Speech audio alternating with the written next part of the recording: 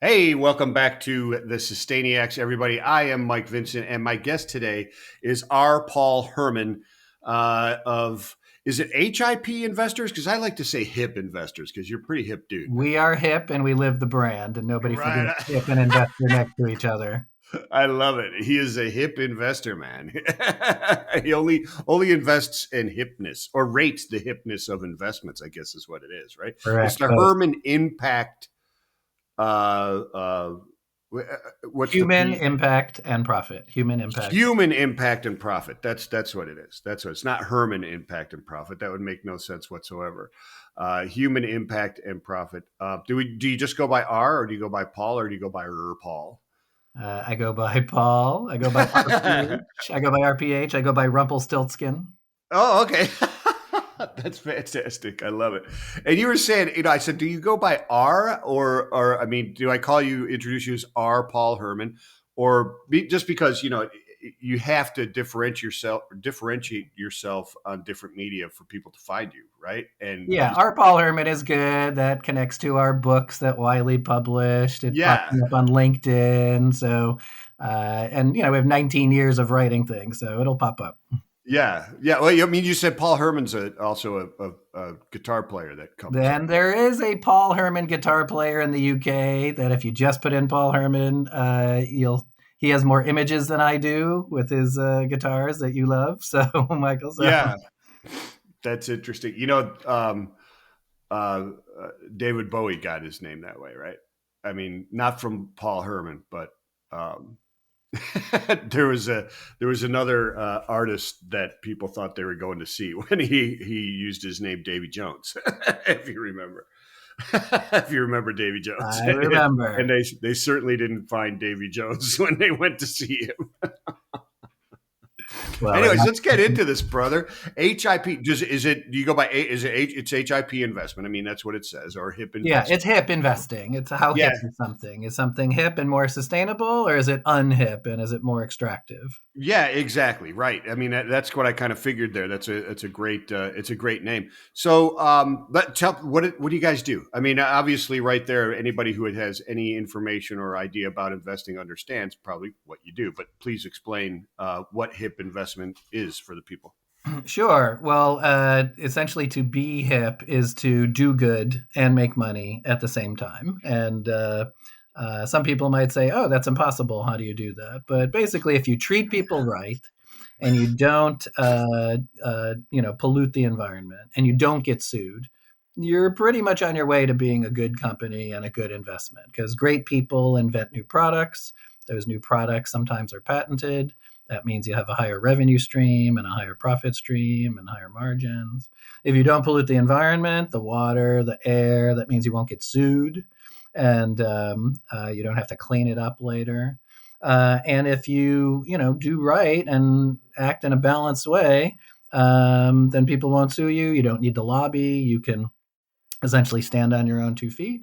And of course, all of that includes like having a diverse team of talented people who are men and women who are racially diverse and the like. So when companies exhibit those characteristics, they get a higher hip rating. It's based on data, real data about the real world.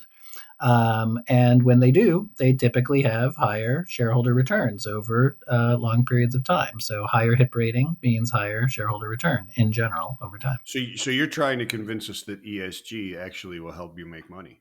ESG can help you make money, and ESG can help you reduce risk and future Yeah, risk too. I absolutely love it. And when you talk, just a real quick question, because I mean, this is what we're doing. We're going down rabbit holes, but the what you spoke about the ESG quite clearly, and you talked about diversity of the people. Does economic background and their growth background matter in that as well? Shouldn't that be something that we should think about as well? I mean, I get racial, right? Because you talk about that, but racial more and more and more doesn't really mean that you came from a more affluent or less affluent background, right? But that would be an important part of your team, wouldn't it, to get the different aspects? Yeah, so we look at a whole range of real data about the real world.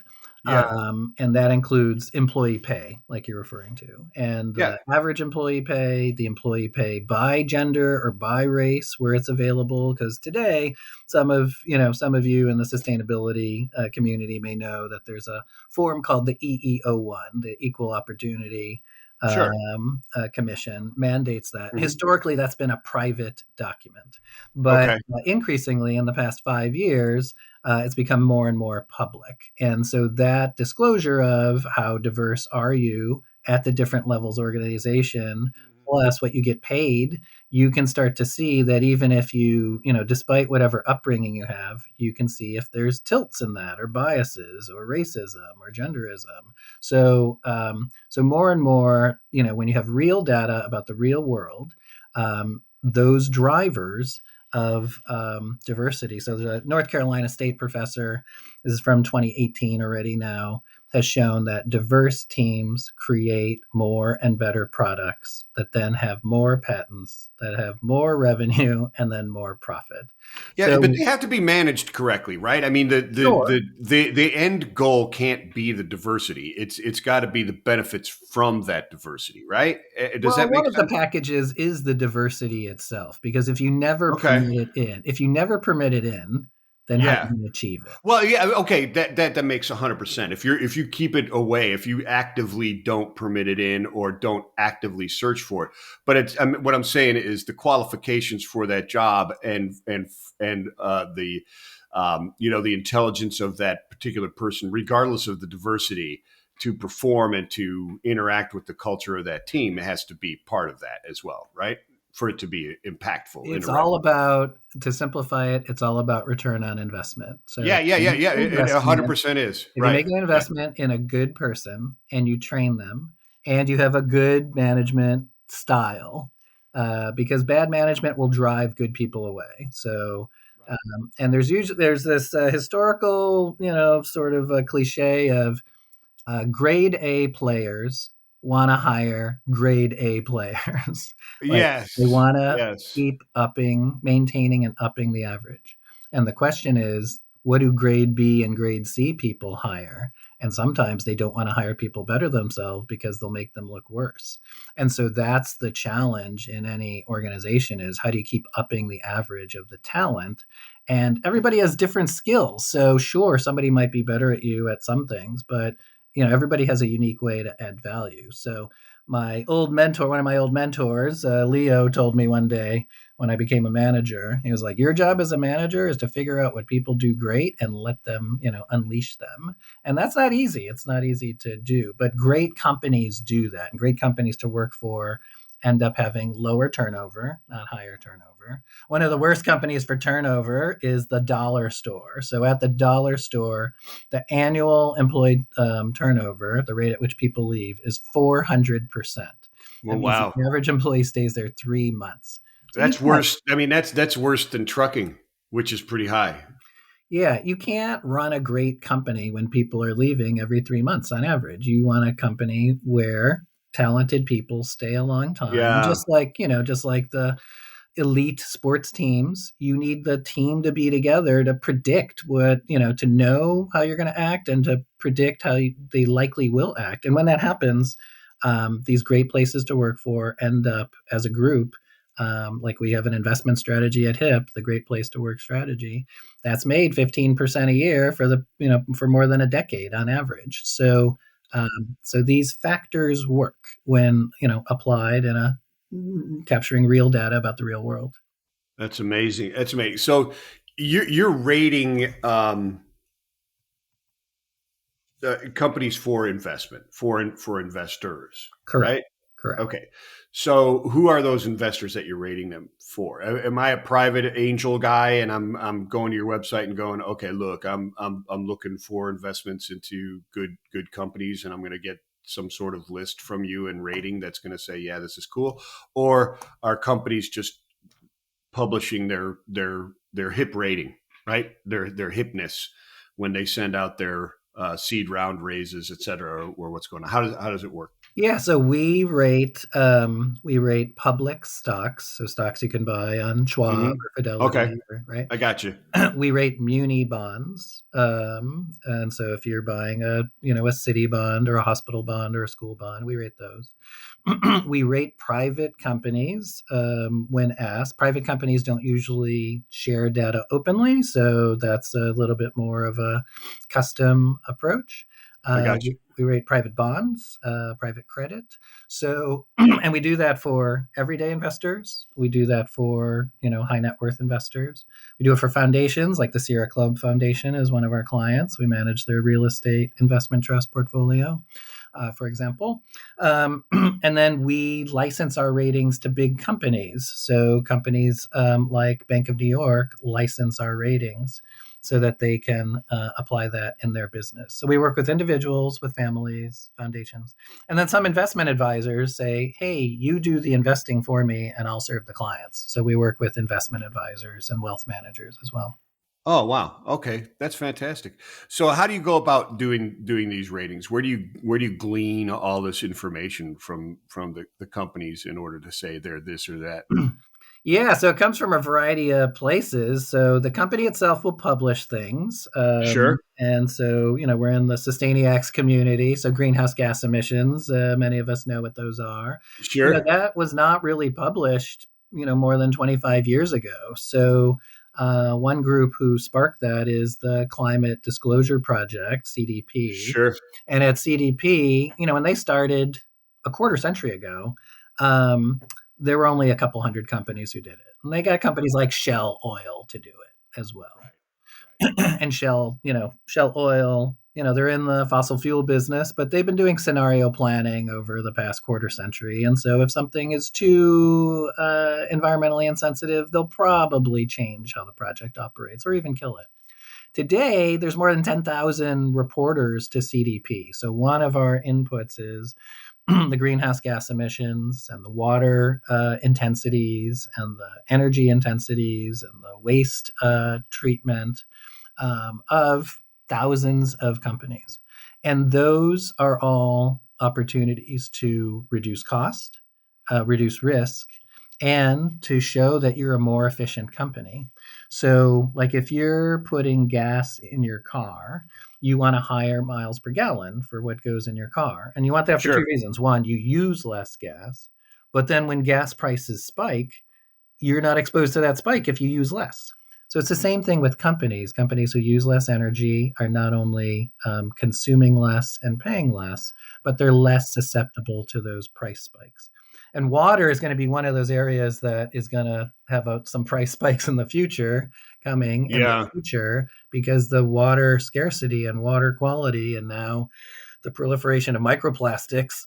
How do you know what quality water you're going to get? And if you run a manufacturing business, you can't have microplastics in the water to in your manufacturing process, let alone in your consumer products of bottled water.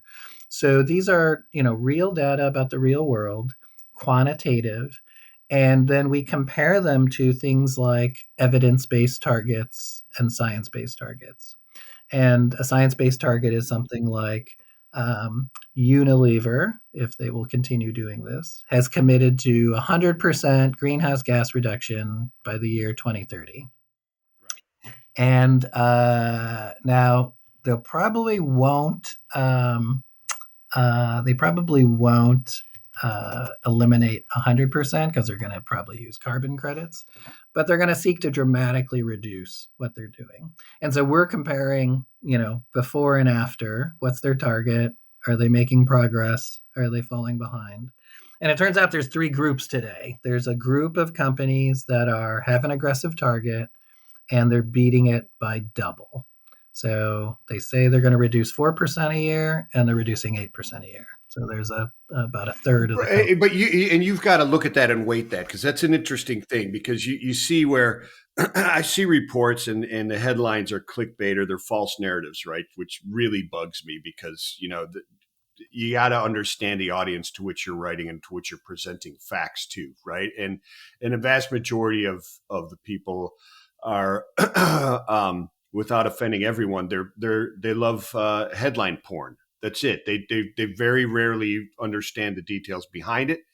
And when you write a headline that is technically true, it produces these mass opinions that are false. Like, this company has completely, like, Old Dominion got rid of all of their sustainability goals. 100% false. They adjusted many of them and refused to add some to them because they're already hitting these goals, and they're not going to purposely put themselves out there with the goal and then miss it and then be considered a failure when getting 90% of that goal is actually a massive success. Right. And that's kind of what I'm talking to here. You got companies that are hitting 400% of their goal. Right. But if that goal is, 5% of what somebody else hit and they hit 90% of their goal, not so impressive. Right. But Right. Right. still the right thing and should not be discredited. Yeah. So this is there's a So perfect. it's a difficult thing, right? It's not perfect, right? Yeah, that's a good deep insight, Michael. And so what we test, for example, in this area of science-based targets is how aggressive is your goal? 100% by 2030, very aggressive. Yeah. Oh, yeah. What are you actually doing? What is the actual greenhouse gas reduction in tons relative to what you're reducing and in the absolute? Are you ahead or behind of that goal? What is the relationship to your revenue? So is this a meaningful part of your revenue or not? Mm, mm. And so these types of metrics, we're twisting the Rubik's cube so that we can see all the different ways. And you might do well on one and terrible on six. And so what we're looking for is who's doing as good as possible on all of these metrics at the same time. And companies are, big enterprises, and they can't do everything great at the same time. But what we're looking for is who's doing more sustainability across more factors that are material to profit and shareholder value and risk reduction. And that's why nobody gets 100 on our scale of 100. People don't even get a 90 as a public equity. So some of the highest scores on this 0 to 100 scale of what's doable and possible is usually in the 70s or the 60s on a scale of 100. And the unfortunate reality is most public companies rate below 50, which we would call net negative. And so they're more extractive than sustainable. And Okay, so is that what it is? The 50% mark is your extractive, or yeah, what's it, we have two extractive scales. We have two or what is scales. it? One is the absolute scale. One is the 0 to 1 absolute scale. So 50 and above is net positive. 49 and below is net negative. So that's one Gotcha. scale. Then there's the relative scale, which is, okay, for your geography, industry, what is the relative score? And so then what is your relative strength compared to others in the logistics business, in the airlines business, in the electric utility business? So Gotcha. on the absolute, because what we found early on, another like lesson of psychology and investor psychology and human psychology is if your investment rate's a 60 out of 100, if that was in school, you'd get an F. Oh, but yeah, of course. but on a relative basis, they're like the top decile. No, And you so got to. people, Sometimes you got to get graded on a curve, buddy. right. You So we know. have both a curve and an absolute because there's so much sustainability potential across public equities, muni bonds, private equity, venture capital. There's a lot of work all of us need to do. So it's exciting to be in the Sustainiacs community to be like, okay, how do we all take action at the same time and get there?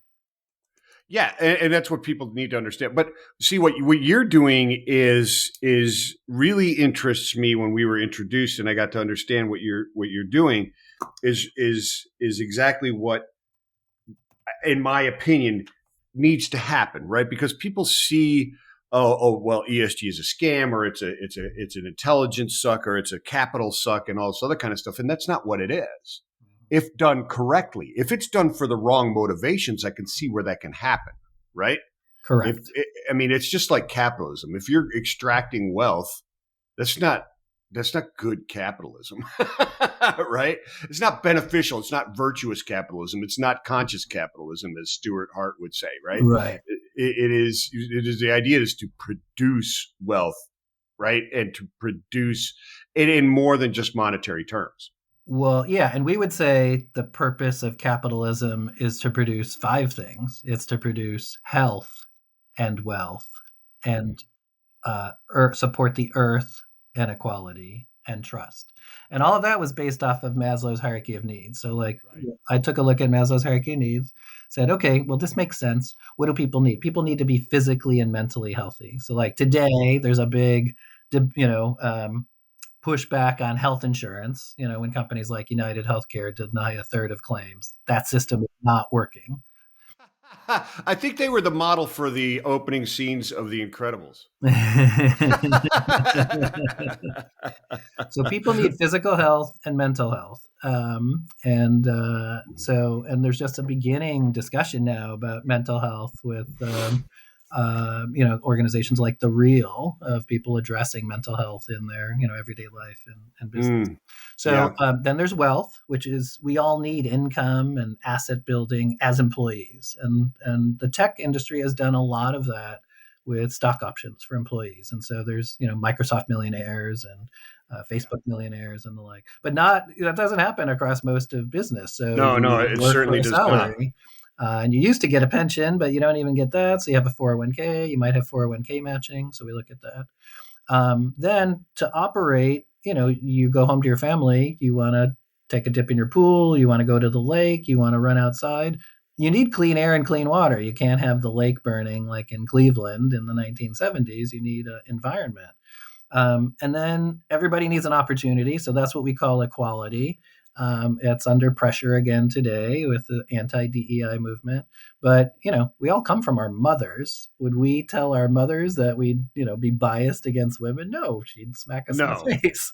So, Of um, course, so of equal course. opportunity is one, and then trust. And so the highest Maslow hierarchy level is self-actualization, but that requires like confidence in yourself, trust in yourself. And in economy and in a society, that means like trust in each other. And how do we achieve that trust in each other? But if we're sick and we're not making enough money and the air sucks and our friends who are diverse are not getting opportunity, we're not going to have trust. So these five, we call them pillars: health, wealth, earth, equality, and trust. They map to ESG today, and they're data driven about the real world, and the organizations who make quantitative progress in these ways across 32 metrics in a business. You get a higher rating if you do better because you're making better people. Better people make better employees make better products, and better products make better profits. So it's intuitive if we want to pursue it. Yeah, no, it absolutely is, and I would argue. I mean, we're not arguing at all. We're discussing because I think we're both on the exact same page on most everything that we're discussing. And one of those is in the basic premise is, in my mind, the drive towards all the points that you're talking about, when managed correctly, is business 101. It is. In my opinion. I mean, these are unfortunately semi or kind of foreign or thoughts or alien type of thoughts to certain people. But I think that's because they're they they've veered away from just the basic knowledge of how to run an actual business, right? I mean, these employee diversity to get the best possible inputs. I don't know where it first got. I mean, it was racial at first, right? But then you still have pockets where it's not racial, but it's just a bunch of yes people, right? That's what happened at Boeing. I mean, the Yeah. tragedy of Boeing is, making airplanes, which was once described. Somebody came over from Boeing to Ford. So one of the ex General Electric EVPs who worked for Jack Welch at General Electric went to Boeing and then came over to Ford. And he went into an engineering meeting at Ford, and they were talking about some technical issue. And they said, "How many parts in a car?" 30,000 parts in a car. He said, "Well, at Boeing we had 3 million parts, and we had to keep the plane in the air all the time." So this complexity of product complexity and engineering complexity and safety and quality, for the most part, flying in a plane is one of the safest things you can do typically. And when Boeing later, acquired McDonnell Douglas, and then the financial engineers took over from the product engineers, and later the headquarters moved from Seattle to Chicago, and later the labor union work that happened in Seattle moved to South Carolina.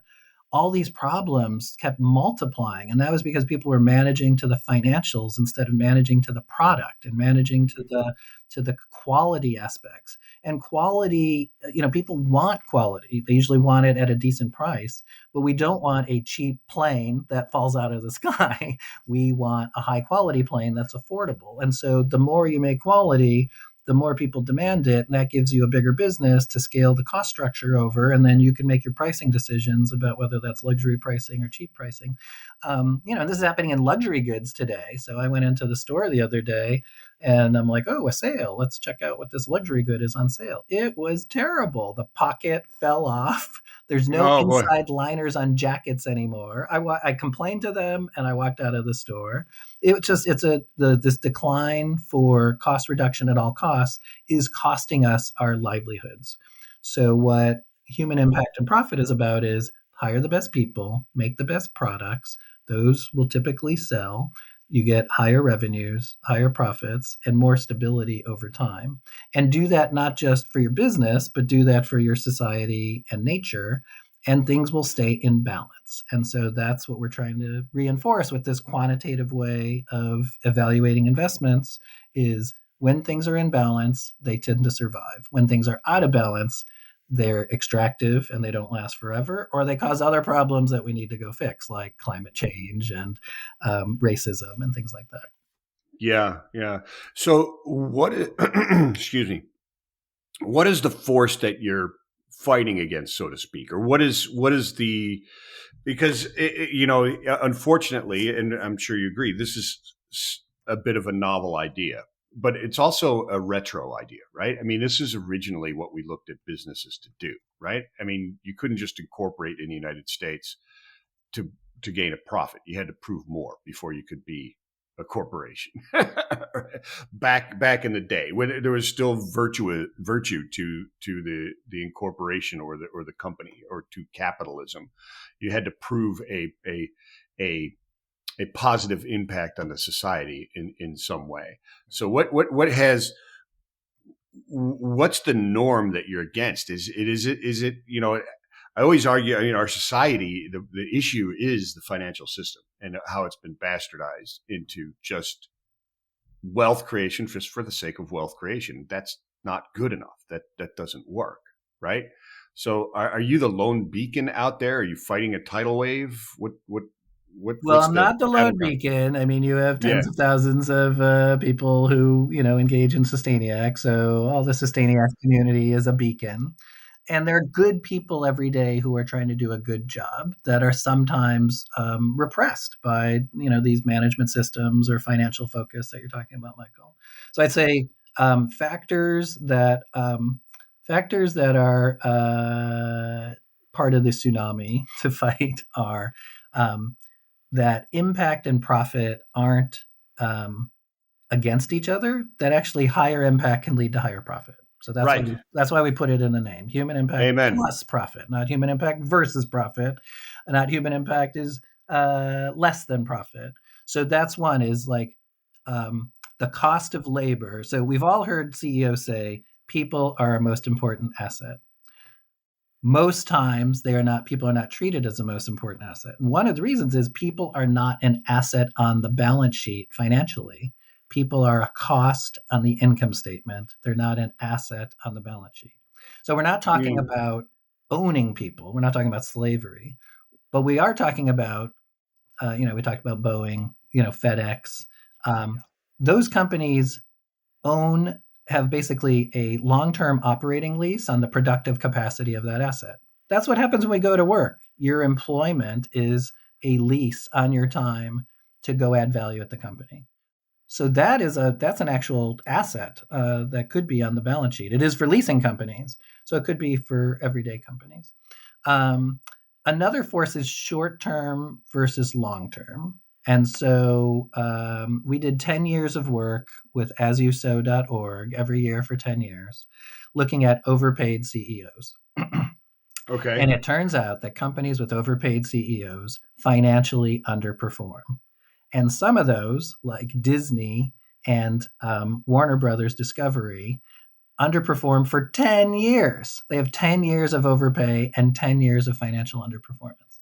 Because when you overpay a CEO, you basically rip the heart out of the workforce. You're like, why do they get to make so much money? We're doing the work. Why are they capturing that?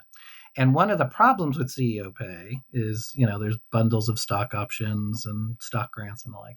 But one of the problems is that, when you buy a house or you buy a company, money goes into escrow.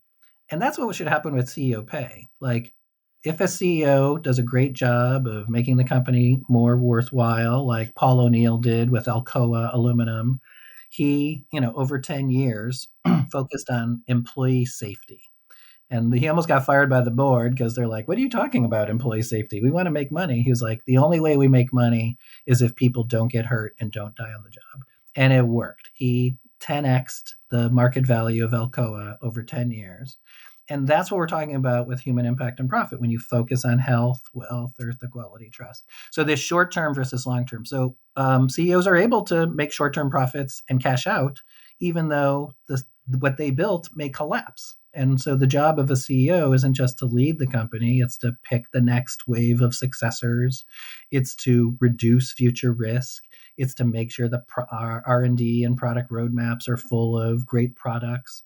And Jeff Bezos, can be critiqued in many ways, but one of the things he would say when Amazon would deliver a good quarter is, yeah, that quarter was baked three years ago. Like, we put that plan in place 3 years ago. And so this long-term thinking of how do we build something over years, not quarters, over decades. Family-owned companies do this great. Family companies think, Cargill is a big family company. They're thinking over 100-year cycle because they want their inheritors to inherit a good company. We've lost that in public companies sometimes.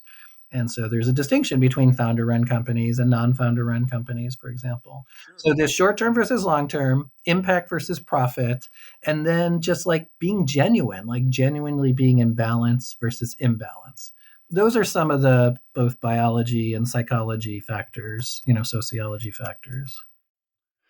Yeah, so you look at the investments of the company as well as kind of part of what I'm getting out of this as well, right? I mean, the growth of the company and their strategy and growth is a huge part of what you're talking about, if not the entire thing, right? I mean, their strategy for growth is how they're running their business, but like the vast majority of public company growth or stock growth is done not through product and not through innovation; it's through buying back their own stock. Yeah, that's another problem. It's Yeah. like 80% of the growth in stock prices is due Yeah. to the company buying back their own stuff to elevate so they get a golden parachute type of thing, Yeah, right? and as you sow, the nonprofit has looked at that too, of what's the proportion of share buybacks, which Yeah. are which have lower taxes. So the reason companies do that is it's a low tax way, versus dividends, which have higher taxes, versus R&D, which is, hey, we should put this money back in the company. Yeah, and actually grow something sustainable. Exactly. And so there's not enough R&D. So you'd ask for like what are fundamental things, like look at what the R&D rate is, and that may mean you mentioned like private companies and venture-backed companies. Venture-backed companies don't pay dividends, except to some of the investors on a preferred stock. They put the money back in, and so they're trying to grow and scale the company. That is missing from many of the public company investments today. So a really important data-driven metric is what is the R&D percentage and what types of products are being. So we talked about like how Boeing was mismanaged, but like what are companies that are well managed? Like Schneider Electric is one, and Yeah, that's true. and Brambles is one. And these are names that are not household names yet, But what do they do? When you look at, if you were to go to their website at Schneider Electric or Brambles, what you will see is here's what's going on in the world. Here are the fundamental forces we're trying to shape in the world. And here's our business in relationship to that.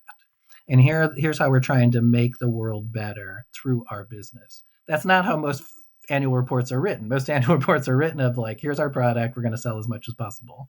And so that relationship to the whole versus, you as an individual versus you as an individual as part of a whole, that's another like philosophical element of what we're doing. So, and so there's a handful of companies. So we've written, 2 books, the Hip Investor book that was published by Wiley. It's now the 15-year anniversary of that book. And the Global Handbook of Impact Investing, also published by Wiley. That's 50 authors and 30 chapters.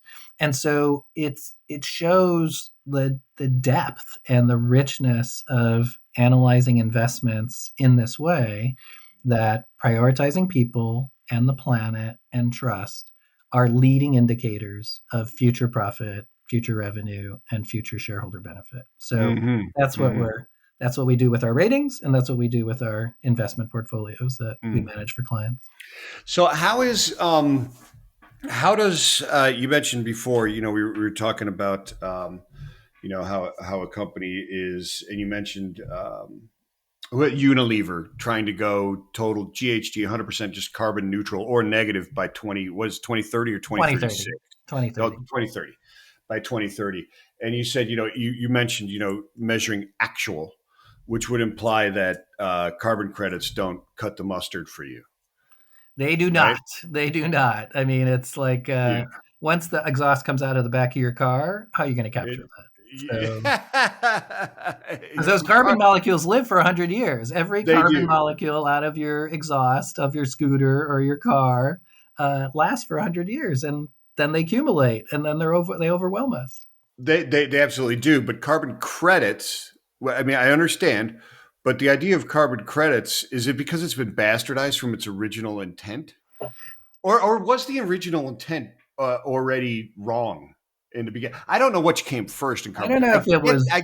I get the idea of it on the virtuous side, right? Yeah. It's if you can't change anything, you're at least funding somebody who can, right? Until you can figure it out. I mean, that's kind of the idea in very base form, right? I'll explain it this way, Michael. Yeah. I worked in nonprofits for a while. I worked for this organization called Ashoka, ASHOKA.org. We funded social entrepreneurs and environmental entrepreneurs who were nonprofits around the world. And one day I just sat back and I said, okay, if we funded all of these social entrepreneurs, what is the total amount of charity dollars in the world? And in the US, it's somewhere between 300 and 400 billion per year that people donate to charity, mostly to churches, but also to, nonprofits that solve environmental and social problems. And then you look around the world, and not every country has charitable donations because you don't get tax benefits. So I just rounded that up to about $1 trillion.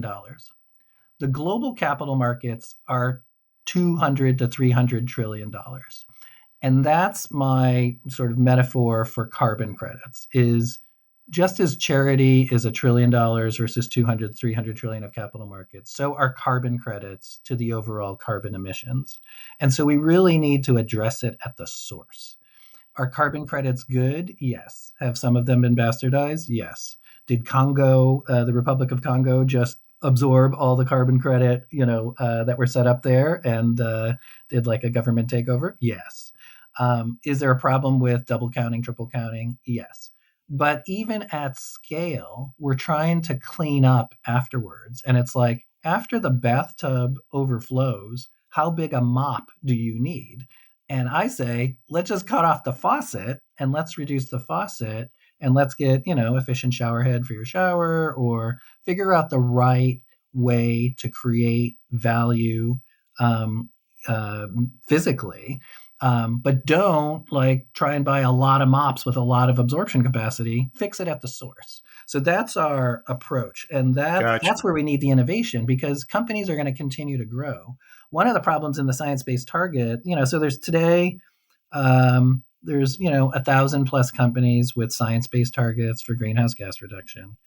At least 754 of them are public equities. of those 754 with public equities, we classified their progress into three categories: companies who are ahead, usually by double, companies who are reducing but behind their target, and then companies who are going the other way. And so there are many companies going the other way of a greenhouse gas reduction target, but adding. And some of those are AI data centers as part of tech companies. Some Yeah, of those yeah. are growth in the company. So even those who are illuminated enough to have science-based targets, which you can find on sciencebasedtargetsinitiative.org, even those aren't doing their job yet. And that's only 754 public equities out of 14,000 that we track around the world. So it's a small proportion that is not all succeeding. And so we need to focus, we need to get these other 13,000 on board to do some form of environmental efficiency so that we can have a good quality of life. And so it's all integrated. So as much as possible at the source in a meaningful way. And when you do that, when you reduce energy, you reduce greenhouse gas emissions, you reduce cost, and you reduce the risk of future price increases. So it makes business sense. It makes 100% business sense, and your argument is solid in my mind. Not that you need my, you know, stamp of approval on it, but it is. But let me ask you this. So let me put forth this for this argument. If you're, say, and I'll just use the industry I'm most familiar with in trucking, right? And you own a fleet, okay, and you're a public company. Should there be credit towards investing in nascent technologies that have the promise of reducing that GHG, Uh, or Conceptually, or yes. in other things, right? Yeah, And would conceptually, that, yes. so I mean, if you took the concept of the carbon credit, right, but you fixed it. There's a guy, I don't know if you're familiar with Chris Draper, but he was on a show. He's in the Sustainiac, but Chris Draper, he runs a company called ESG Rack, ESG space RAC, and he's developing these. They're called HUs, or human units, right? Okay, I like it. that I like it. right that are very much they're credits. They're like a carbon credit, right? But it is, he's trying to design it so that misuse of them, that double accounting, et cetera, is gone, is taken out of it, right? But it expands things past just reduction of carbon, right? So if your business is one that helps the S in ESG, right, or the G in ESG, or any of these other things that we're looking at, there is a form of uh, there's a way in order to facilitate more investment in that nascent technology through credits, right? So, you're in a company that can't necessarily impact credit, like a retail store, for instance, right? I mean, you've got your LED light bulbs and so on and so forth, and heating, where you get your energy in that. But beyond that, um, unless you're utilizing specific carriers and stuff like that, but you can only use those that are out there. Investment in things that you can't impact through redesign of your government governance or your manufacturing, that type of financial system, in order to target that smaller nut that you're talking about, that less impactful, which I agree with 100%, but it shouldn't be discounted completely, and maybe there's ways to hit that. Does that make sense? Yeah, that totally makes sense. And I'm sorry I don't know more about Chris Draper No, I and put his that out there human because units. very No, few no, people do, yeah, and I'd because love for that you to look human, them up a little bit. Yeah. because for those of you listening, if you look up Chris Draper and human unit, you'll see like a periodic table unit called human You will, unit. yeah. That's No, really no, no. He was totally a chemist. So Yeah, he's no, got, it's yeah. because that periodic table of elements, the human unit, the water unit, the air unit, Yes. the trust unit, like that periodic table of thinking. It's interesting that you mentioned like industrial and logistics. It turns out like our highest rated companies are not tech companies in the HIP ratings. Oh, really? The highest rated companies tend to be industrial companies Oh, because wow. they're run by engineers, and engineers think Ah, in a quantitative, systematic way. And so engineers, including like Intuit's one that is like part software, part financial, like they survey all their employees every November. It has 95%, um, 95% employees complete the employee surveys. And what they get is the supervisors get rated by their teams. And when a supervisor gets a low rating, then HR swoops in as like, why are your employees not rating you highly? What's going on here? And so you mentioned earlier, Michael, in the conversation about, is it management style? Yeah, totally. You need can great be, sure. supervisors, which people don't get trained how to do. You need great managers. You need people who aren't controlling usually. You need people who are empowering.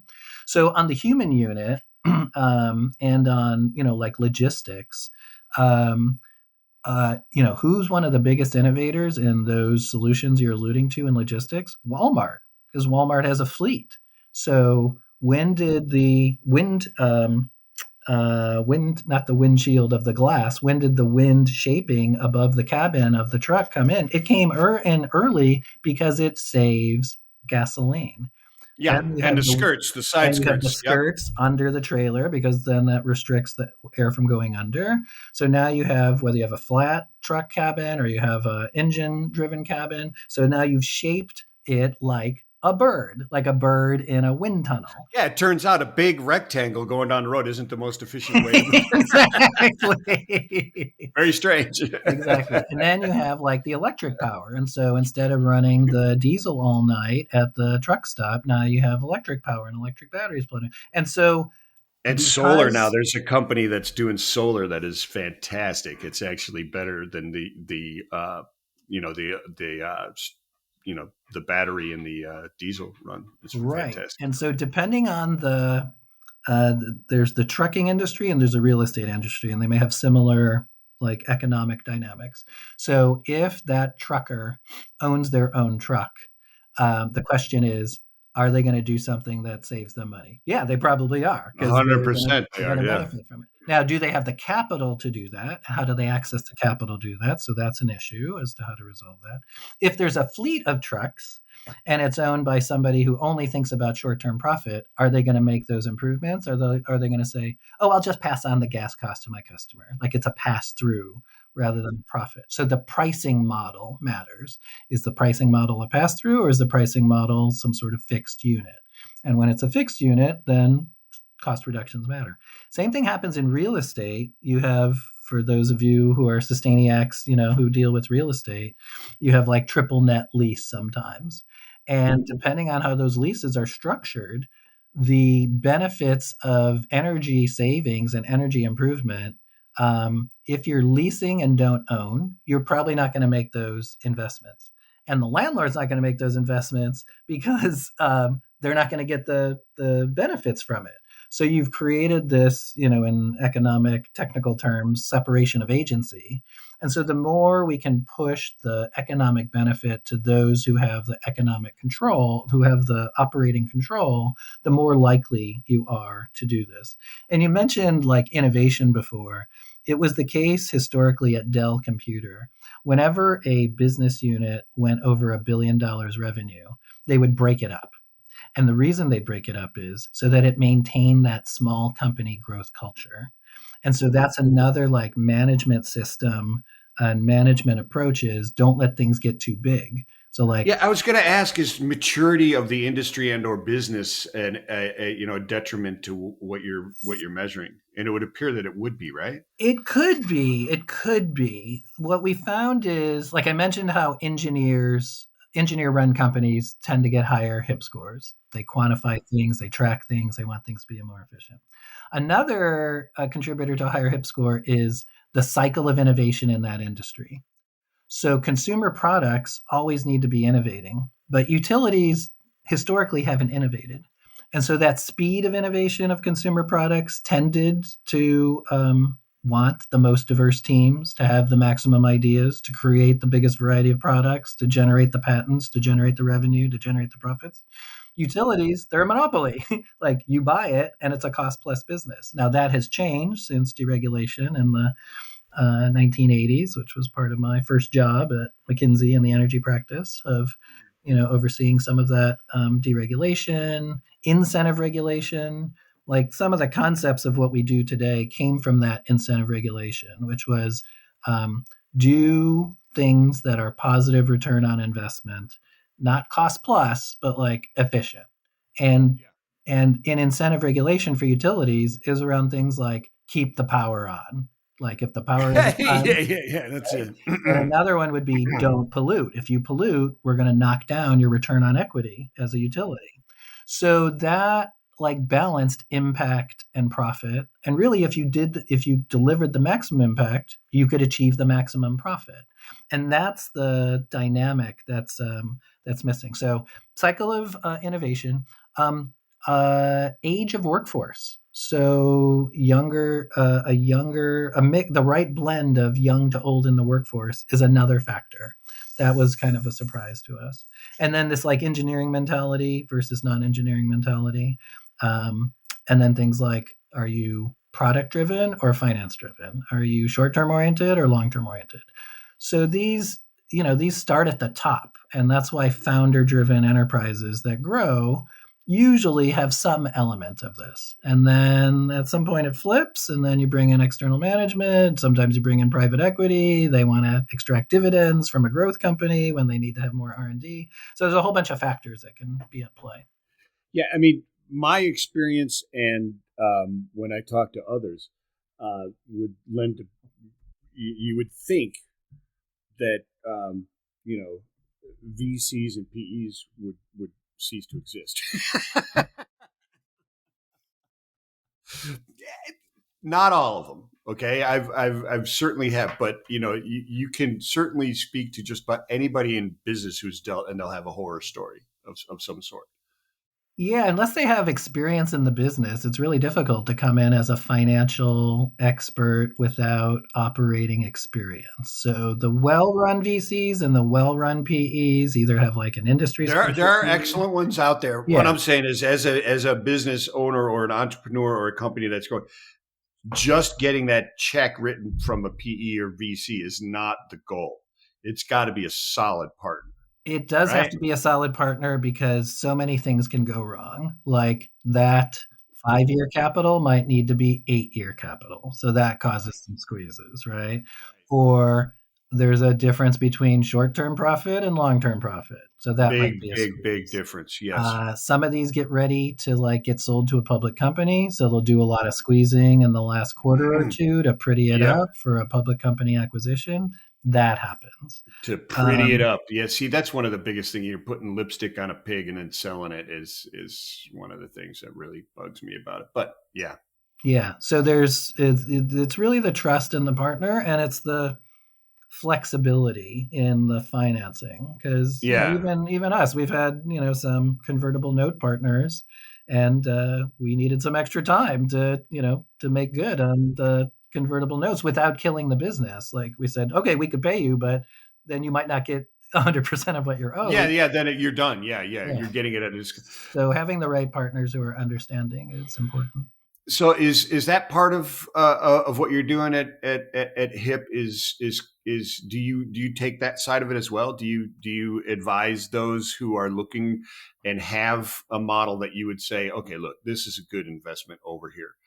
Do you assist in any We have way done that those along that the are way. That's not our core business, but it's something that we do. What the closer thing to what we do today is either a founder wanting to know the sustainability of their whole business. So there's an organization called Farmland LP, so farmlandlp.com.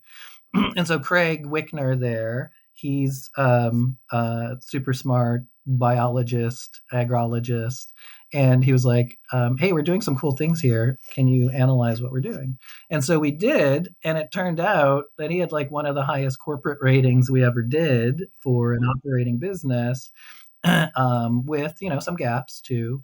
And so they like they publish that on their website. They're like, hey, look at our score, look at our 16-page report, look what we're doing on the sustainable development goals. They did a lot of things with soil and soil quality because they take pre-organic farmland and convert it to organic farmland, for example. So we do that, and then there's some private companies who have, private investors that want to know the sustainability profile. So what we have is obviously this model of how human impact can connect to profit, and we have this public company database of 14,000 companies. So if you tell us who you want to be like, we'll show you how close or how far you might be from that peer company. So we do Oh, so that you do a lot of people can get benchmarking. benchmarking information from you because that's Benchmarking. fantastic. Yeah, yeah, yeah, yeah. That can be very, very useful. Obviously, utilizing that.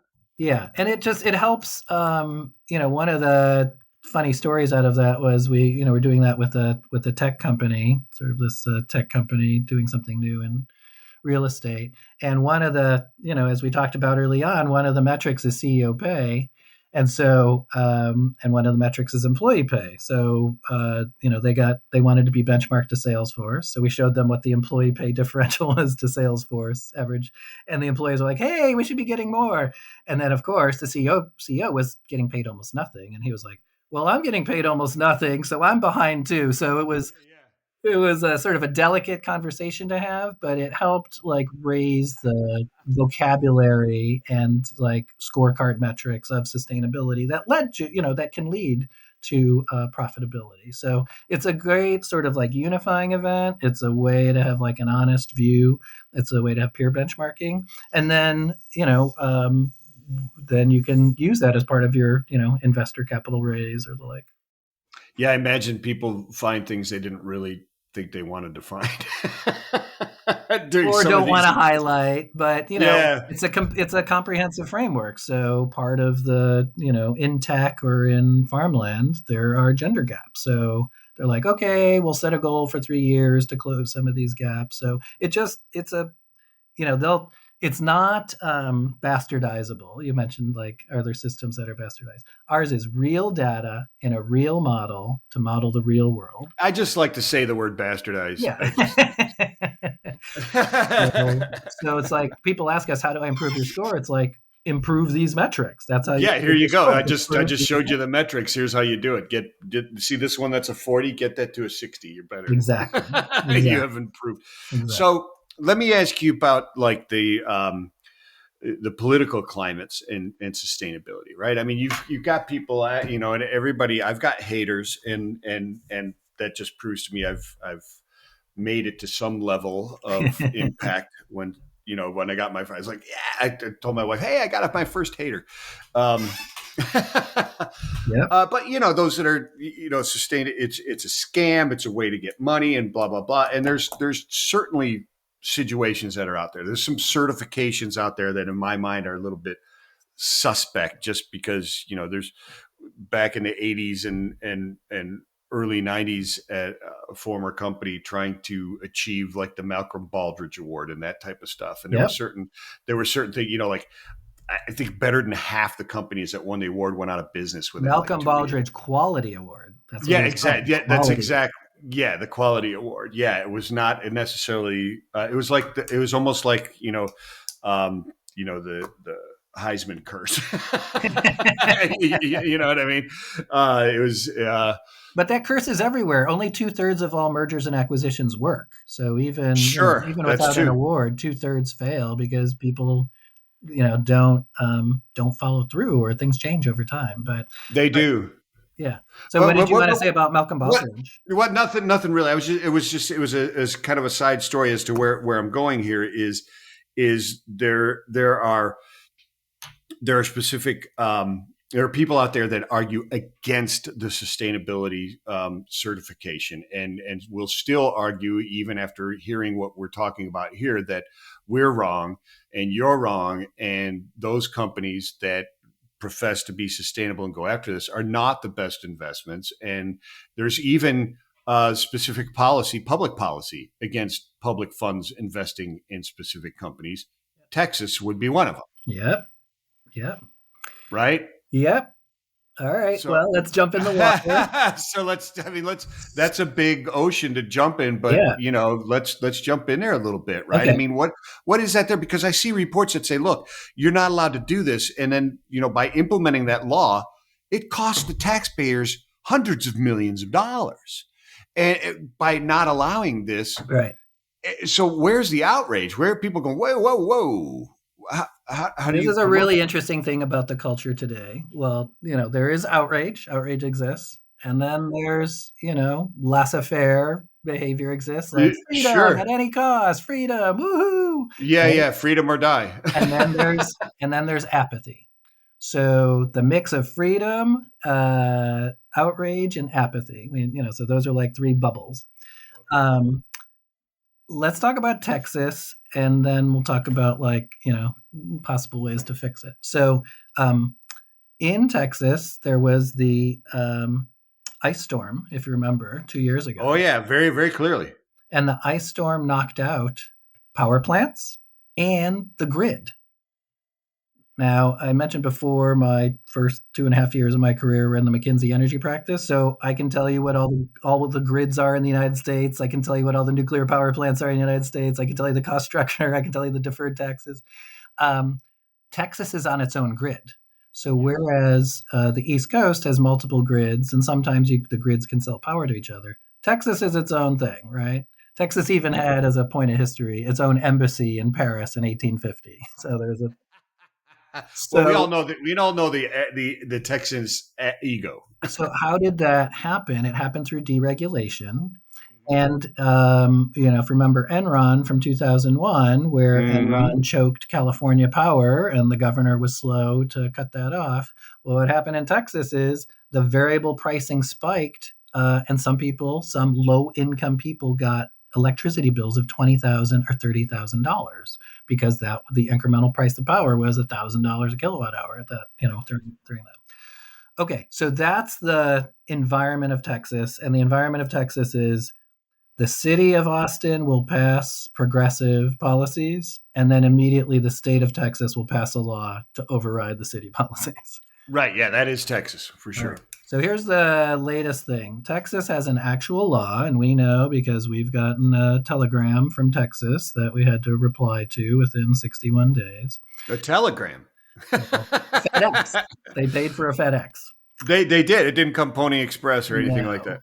Okay. The law in Texas is there shall be no interference with the commercial interests of oil, gas, coal, and fossil fuel. No interference from anybody on oil, gas, or coal. So first of all, I'm not sure that's a legal law. Nobody's Well, wait a minute. contested Wait it. a minute. Isn't Tesla moving to Texas? They've moved to Texas. I mean, Klaus Schwab has moved to Texas. yeah, they already have. So what? Yeah. Okay. So there's Except no. for these guys. Well, we'll see what happens there. Okay. Except for this. um, so okay, so can you pass a law where business cannot be interfered for anything? Electric power, fossil Yeah. fuels, polluting the air, the Gulf of Mexico being filled up with oil for 65 days from the BP gusher, Yeah. right? So, okay, so this form of question says, please tell us the federal and state laws that you are following, and are you doing anything in excess of federal and state law? Well, at least till January 20th, 2025, the U.S. is part of a global treaty done in Paris that requires greenhouse gas reductions. So, Yeah. first of all, there's that. There's So federal you're laws good. for You're good greenhouse. for another 4 days. There's state laws in California, Massachusetts, Illinois, New York that have specific greenhouse gas reduction targets. So, yeah, we're following the law. Well, they're going after Net Zero Alliance. They're going after fossil-free portfolios, which we offer. That's probably how they discovered us in Morningstar.com, because we operate fossil-free portfolios for 401ks as well as for investors. So if anybody wants a fossil-free 401k for their company, offerings, that's something we do. So they want to know what nonprofits we support committed to net zero and to greenhouse gas reduction, because that is interfering with the commercial interests of oil and gas companies in Texas. So we replied. We replied that we are following the law in these states and federally as a nation. We replied that all these factors, when you compare our HIP 100 strategy and our fossil-free HIP 100 strategy, the fossil-free HIP 1 strategy outperformed over this time frame. So it actually is better for investors to avoid fossil fuels and the risks and the financial risks, and to gain the financial returns over time. And that these are risks our clients care about. So if our clients have asked us for this, so we are serving our clients. So if you disagree with client service and you disagree with financial returns and you disagree with the federal and state law, then yeah, you're going to have a problem with us. But those aren't problems. We believe in real world physics and real world biology and real world chemistry. And carbon atoms last for 100 years, and the accumulation of those last, and they intensify storms and fires and hurricanes. And so now insurance companies, which are going to probably be the next brunt of this, not only healthcare insurance like we talked about, but home insurance and commercial insurance and real estate insurance, this is going to come to a head. And so Texas was one law that has passed, one state that's passed a crazy law. North Carolina is another state that has passed a crazy law. They have mandated that sea level rise can only be arithmetic. It cannot be geometric or exponential. So the North Carolina legislature has told Mother Nature that they can't rise sea levels very quickly. That is against the North Carolina state policy. So these are the challenges. So what's the solution? The solution is, I would like every CEO to go tell their mother and their father how they run their business. Here's how we run our business. We pay people the least that they'll work for. We turn over our employees as fast as they leave. We pollute the environment and don't pay for it. We battle every court case that comes to us because none of them have value, even though some of them does. Like if you would go down all the data-driven metrics that we have and explain that to your parents, most parents would disagree. They're like, smack you across the face. What are you doing? Why? Yeah. What is your issue, man? Yeah. And so that's the thing. These the power of finance over impact, the short term versus long term, the how to treat everybody right along the way, and we all grow together. These are the things like the cultural and philosophical and moral principles. And so when you do something sustainable, it generally works because it's a good return on investment. It is. So one of the other coaching Are they more scared about is it does it I'm sorry, I'm interrupting the hell out of you, but we're sitting here having a conversation. Don't lose your train of thought, please. But does it come from a fear of disruption instead of trying to be the leader in disrupting the industry that they're in? I mean, is that it? Are they fearful of the adoption of just complete banning fossil fuels willy nilly and not having the concern of the social impact that would have? Because if you did that today, you would destroy a huge portion of our society. Right? It's really funny. Is that where the fear? Is that where the drive is? The fear of that type of thing. Those are probably contributing factors. Exxon was one of the most biggest renewable energy investors in the 1970s. Exactly. That's what I'm saying. Where did that go? That disappeared in 1980 and 81. In 1980, Ronald Reagan was elected, and in 1981, oil hit $9 a barrel. And so when oil hit $9 a barrel, boom, all the renewable energy got shuffled off. When Ronald Reagan was elected, he ripped down the solar panels that Jimmy Carter had put on the White House. These are stupid things. Like, why would you not invest in future product roadmap? And two, why would you eliminate something that saves you energy? And from this old TV commercial, I don't know if anybody's old enough to remember it. I'm 56. There was this old TV commercial in 1970s. It'd say, with this old lady, oh, you're going to put in a wind turbine? Yeah, wind is free, And so wind is free. Solar energy is free. And the more we can make those solar panels and wind turbines efficient, the more they help. If you don't like and solar energy is now cheaper than fossil fuel energy. It is, and it's one of the biggest additions to energy capacity as well. Texas has humongous wind farms, so you want to ask like, hey, what's going against the commercial interests of oil and gas? All the wind farms in West Texas go against the commercial interests of oil and gas. Yeah, well, the oil and gas industry is probably using that energy to power the Permian Basin, so it's okay. Yeah. So part of the problem, Michael, is I tell sustainability people if they're going to the CFO's office or the financial analyst's office, don't go in and say, "Hey, I have this great green project." Yeah, Go in no, and that's not the say, right way to "I go. have this project that pays back in 6 months. Are you interested?" 6 months. How many of those do you got? And so sustainability people need to, one, have financial vocabulary, know how to build a spreadsheet and a return on investment, calculate a payback. And so if you can have an attractive return on investment and positive, short, in the best case, short payback, but, some sort of payback Yeah, language, yeah, yeah, yeah. that will be listened to. I usually say sustainability people need to be ambassadors. What do ambassadors do? Ambassadors speak both languages, ambassadors know both cultures, and ambassadors find the bridge between the cultures and between the languages. And so when sustainability people bring return on investment language and payback language first, and then the finance people might not even ask what the details are. They're like, give me more of those.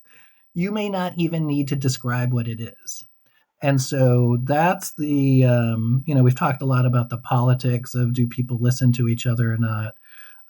And so we just need to listen to each other and try and understand the drivers, and where possible, win people over on different levels of argument, some quantitative, some qualitative, some emotional, some visceral, some moral.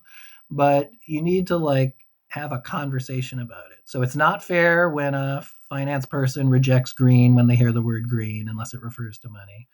And it's not fair when a sustainability person has to get upset about it. But if we understand how decisions are being made, which is a lot financially, and we can show real success of real data on the real world, then we have our best chance of succeeding. So that's sort of how we approach it.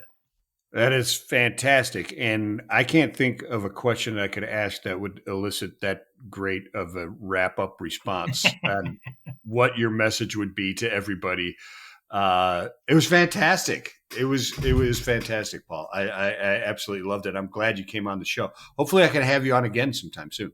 Happy to return, happy to, dig in deeper on issues, generic or specific. We, for the future, something we want to stimulate more of is what's called cross-sector partnerships. So business, working with government, working with nonprofits, our problems are cross-sector, so our solutions are going to need to be cross-sector. But Yeah, what people it's can do fantastic. today is buy sustainable, work in a sustainable organization, vote for sustainable solutions, and invest sustainably. So whether it's your own portfolio or your 401k or you're managing money for your kids or your parents, look to be more sustainable. That's the long-term positive trend. It generally reduces risk and it generally can increase or meet typical returns.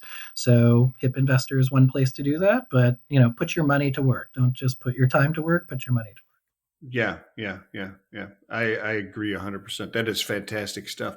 Um, Anything else you want to add to this, Paul, before we say goodnight to the fine folks Yeah, out there just that are take listening? action. Don't just talk. Take action. Yeah, and you don't listen. And I think one of the things that I would maybe you agree with this or not, but you don't have to chain yourself to the front of a bulldozer in order to elicit this change. In fact, I would argue that you're doing more harm to the sustainability movement and future of the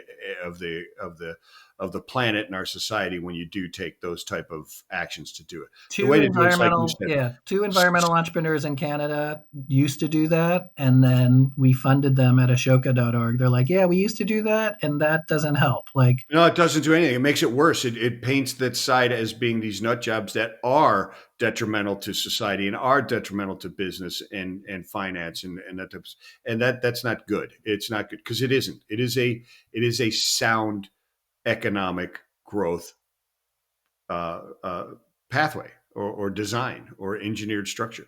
It it just it is. is. It is, Absolutely is. and it it takes longer to take sophisticated action, but you also need to think about the consequences of taking easy action. And Yeah. Instant gratification isn't yeah, good for anybody. easy negative action usually has bad consequences. It usually does. I've experienced. I was a teenager at one time, and I did go to college. So yeah, I understand Right. exactly what you're talking about. I understand it completely. Yeah, my I hair used love to it. be black, so I love it, brother. Where are people going to learn more about HIP? Is it hip.com, yeah, hipinvestor.com? come to Our Paul? hipinvestor.com, hipinvestor.com, hipinvestor.com. We've been writing and publishing for 19 years, so you'll find something in You'll find the something. search Yeah. engine. We have the 2 books, the Hip Investor book published by Wiley, now 15-year anniversary on Earth Oh, Day, fantastic. and Great. the global handbook of impact investing, which is like the PhD of impact investing, and that's published by Wiley as well, with 50 authors and 30 chapters. And then I'm on LinkedIn, and so come have a conversation on LinkedIn. And Yeah, LinkedIn, look up R. Paul Herman. yeah, there may not be a dot Yeah. there. R. Paul H. Yeah, Oh, it is R. Paul H, but I mean, yeah, yeah, or exactly. R. Paul Herman, right? Yeah. Either one is going to work. Either one is going to work. That's how I found you. Well, no, it's not true. We were introduced. Yeah. Thanks to Laura. Thanks to Laura Agiello. Laura is fantastic. I love her. I've had her. Well, I've had her on once. I got to have her on again Super. because she is fantastic. Anyways, it's been a pleasure meeting and talking with you, Paul, and I hope to do it in the future. Check him out, everybody. Look him up. Go to those places, and hey, peace and love, everybody. Please send the temporary tattoo for Sustainiacs.